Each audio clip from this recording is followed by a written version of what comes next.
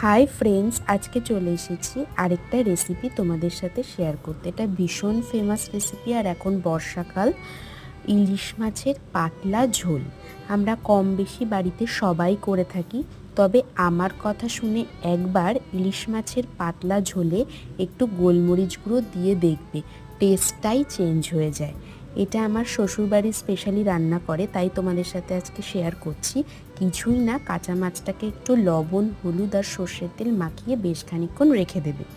তারপরে সর্ষের তেল দিয়ে একটু বেশি করে কালো জিরে ফোড়ন দিয়ে আলু দেবে, দিয়ে কাঁচা লঙ্কা চিড়ে নুন, হলুদ আর গোলমরিচ গুঁড়ো দিয়ে অল্প একটু জল দিয়ে ভালো করে মশলাটা কষিয়ে পরিমাণ মতো জল দিয়ে কাঁচা মাছগুলো দিয়ে দেবে।